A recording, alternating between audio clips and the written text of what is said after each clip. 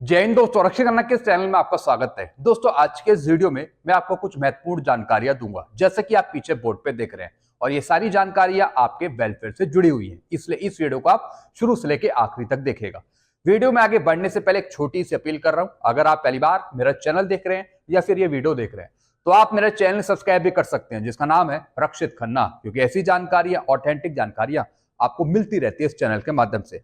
चलते हैं दोस्तों, आगे बढ़ते हैं। सबसे पहली जानकारी, रिकॉर्ड ने लिखा लेटर पीओआर को सर्विस पीरियड का एरियर देने के लिए एंट्री लेवल पे का। जी हाँ दोस्तों, एंट्री लेवल पे का जो एरियर है सर्विस पीरियड का, वो आपको पीओआर देता है। जी हाँ दोस्तों, तो दोस्तों एक पेंशनर थे जिनको एंट्री लेवल पे का एरियर मिलना था, जिसके लिए रिकॉर्ड ने पीओआर को लेटर लिखा है कि सर्विस पीरियड का एरियर दीजिए पेंशनर को एंट्री लेवल पे का। दोस्तों एंट्री लेवल पे का जो एरियर है वो उन्हीं पेंशनर्स को मिलेगा जो 1/1/2006 को या तो सिपाही थे या फिर हवलदार थे या फिर नायब सूबेदार थे। अगर आप सिपाही थे 1/1/2006 को और 6460 से कम बेसिक में आपको फिक्स किया गया तो आपको उसका एरियर मिलेगा। अगर आप हवलदार थे, अगर 1/1/2006 को आपकी बेसिक 8560 से कम में फिक्स करी गई तो आपको इसका एरियर मिलेगा। अगर आप नायब सूबेदार थे 1/1/2006 को और 9300 से कम में आपको फिक्स किया गया तो आपको उसका एरियर मिलेगा। जी हाँ दोस्तों भारत सरकार का मिनिस्ट्री ऑफ डिफेंस का एक लेटर था जिसकी डेट थी 25 मार्च 2021। इसके अनुसार आपको एंट्री लेवल पे का एरियर मिलना था। साथ में मैं आपको एक फॉर्म भी दिखा रहा हूं, ये फॉर्म भरकर आप अपने रिकॉर्ड को दे सकते हैं। इसकी जानकारी मैंने आपको पहले वीडियो में भी दी है। जी हाँ दोस्तों, या तो आप डायरेक्ट एंट्री भर्ती हुए हो और आप इन रैंक में शामिल थे, सिपाही, हवलदार और नायब सूबेदार, 1/1/2006 को आप इन रैंकों में होने चाहिए। यानी भर्ती आप हुए 2006 से पहले, 1/1/2006 को आप सर्विंग में थे, जॉब कर रहे थे और 2006 के बाद आप रिटायर हो गए हो। जी हाँ दोस्तों, यानी आपकी बेसिक जो चेंज हुई 1/1/2006 से, उसका दोस्तों ये एरियर है। लास्ट में आपको एक इंक्रीमेंट का भी बेनिफिट मिलता है, नोशनल इंक्रीमेंट का। जी हाँ दोस्तों, तो दोस्तों आप ये पूरा लेटर समझ सकते हैं, फॉर्म ले सकते हैं और एंट्री लेवल पे का एरियर आप ले सकते हैं। चलते हैं अगली जानकारी की तरफ। मीडिया में आई खबर 18 महीने के डीए एरियर की फाइल तैयार। जी हाँ दोस्तों, सोशल मीडिया पे बहुत ही अजीब गरीब खबरें आती हैं। अब दोस्तों सोशल मीडिया बता रहा है कि 18 महीने की डीए एरियर की फाइल तैयार हो गई है। अब दोस्तों इन्होंने बताया कि फाइल तैयार हो गई है और अब इसकी कैबिनेट मीटिंग होनी है और अगले महीने 1-2 महीने बाद आपको इसका एरियर मिल जाएगा। दोस्तों जितनी भी ये खबरें आती है ये सब फेक खबर होती है। जी हाँ दोस्तों, अभी इन्होंने कहा कि फाइल तैयार हो गई, फिर ये 2 दिन बाद बोलेंगे कि एरियर आपके खाते में आएगा, फिर अगले दिन बोलेंगे कि प्रधानमंत्री ये घोषित कर रहे हैं। मतलब जितनी भी ये सब खबरें हैं ये सब फेक खबरें होती है, झूठी खबरें होती है। ना ही दोस्तों अभी कोई फाइल तैयार हुई है और ना ही भारत सरकार ने अभी इस पे कुछ कहा है। खाली दोस्तों डिमांड कुछ आई है भारत सरकार के पास कि 18 महीने का जो डीएडीआर का एरियर है वो देना चाहिए भारत सरकार को। अभी भारत सरकार की तरफ से इस पर कोई एक्शन नहीं है और ये कह रहे हैं कि 18 महीने के जो डीए एरियर की फाइल है वो तैयार हो गई है, कैबिनेट को भेज दी है। ये सरासर झूठी खबरें हैं, फेक खबरें हैं। ये जानकारी मैं आपको इसलिए दे रहा हूं ताकि आप भी सतर्क रहें। जी हाँ दोस्तों, क्योंकि पेंशनर्स, पूर्व सैनिक बहुत ही भोले होते हैं, तो इस वजह से मैं उनको सतर्क कर रहा हूं कि जितनी भी ऐसी जानकारी आती है ये सब फेक होती है। चलते हैं अगली जानकारी की तरफ। ओआरओपी 3 का एरियर और 4 महीने का डीआर का एरियर नहीं मिला। जी हाँ दोस्तों, काफी ऐसे पेंशनर्स हैं जिनको ओआरओपी 3 का एरियर अभी तक नहीं मिला और ना ही अभी तक बढ़ी हुई पेंशन मिली है।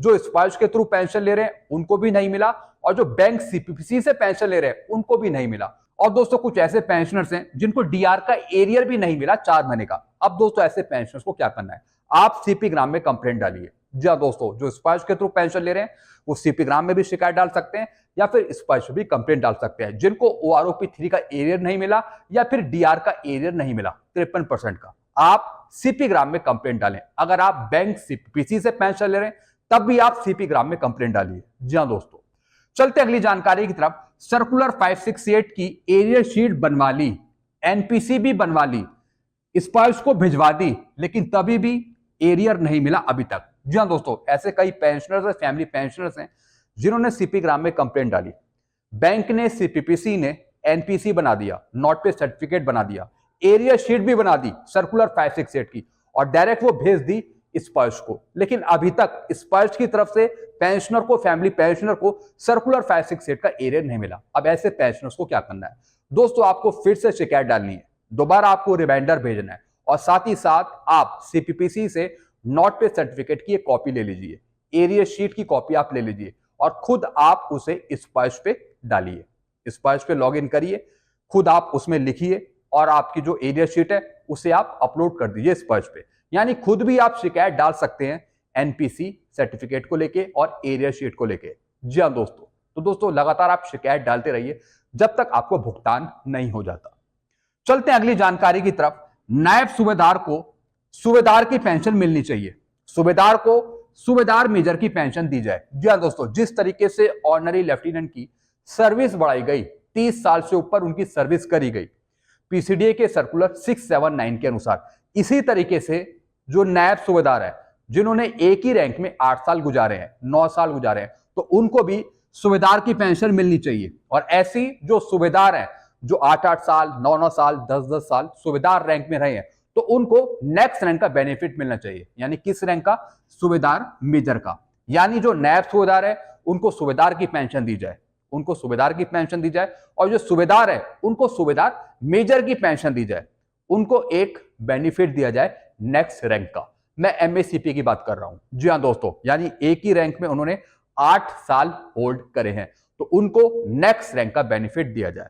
यानी दोस्तों उनको फाइनेंशियल बेनिफिट दिया जाए, एक अपग्रेडेशन दिया जाए अगली रैंक का। मैं इसके फेवर में हूं। चलते हैं अगली जानकारी की तरफ। एफएम में 3000 की बढ़ोतरी करी जाए पेंशन पे, जहां पर ईसीएचएस या फिर हॉस्पिटल या फिर कोई केमिस्ट या फिर मेडिसिन की सुविधाएं नहीं है। जी हाँ दोस्तों, ऐसे बहुत से गांव हैं, देहात हैं जहां पे ईसीएचएस की फैसिलिटी नहीं है, ना ही वहां पे कोई केमिस्ट की दुकान है, ना ही वहां पे कोई मेडिसिन है, ना ही कोई हॉस्पिटल है, यानी मेडिकल से जुड़ी कोई सुविधा नहीं है। ऐसे क्षेत्र में सरकार को जो फिक्स मेडिकल अलाउंस का भत्ता है वो 1000 से बढ़ाकर 3000 या फिर 5000 कर देना चाहिए, ताकि जो वहां के पेंशनर्स हैं जो एफएमए ले रहे हैं सिर्फ 1000 रुपए, उससे ज्यादा फायदा उनको 3000 या फिर 5000 में मिल पाए। क्योंकि दोस्तों आजकल की महंगाई को देखते हुए 1000 रुपए कुछ भी नहीं है। 1000 रुपए पता ही नहीं लगता कि कब 1000 रुपए खर्च हो गए अगर हम कहीं बाहर निकलते हैं। तो इसलिए 1000 रुपए से बढ़ाकर एफएमए का जो भत्ता है वो 3000 या फिर 5000 रुपए किया जाए। इतनी पेंशन में बढ़ोतरी करी जाए, इतना पेंशन में जुड़े, या तो 3000 5000। वैसे दोस्तों एफएमए की जो कंडीशन है वो हर एक पे अप्लाई होनी चाहिए, चाहे कोई से भी पेंशनर्स हो, चाहे वो गांव में रहते हो या फिर वो शहर में रहते हो, कहीं भी रहते हो। आजकल 1000 रुपए कुछ भी नहीं है, इसलिए इसको बढ़ाना चाहिए, 3000 या फिर 5000 करना चाहिए। जी हाँ दोस्तों, तो दोस्तों ये सब चीजें थी जो मैंने आपको समझाई। आई होप सारी जानकारी आप अच्छे से समझ होंगे। वीडियो आपको अच्छा लगता है वीडियो को लाइक करें और इस चैनल को आप सब्सक्राइब कर सकते हैं, क्योंकि ऐसी जानकारियां, आपके वेलफेयर से जुड़ी जानकारियां आपको मिलती रहती है इस चैनल के माध्यम से। वीडियो में ये खत्म करता हूं, चैनल को आप सब्सक्राइब करिए और वीडियोस को आप शेयर करिए। Thank you so much.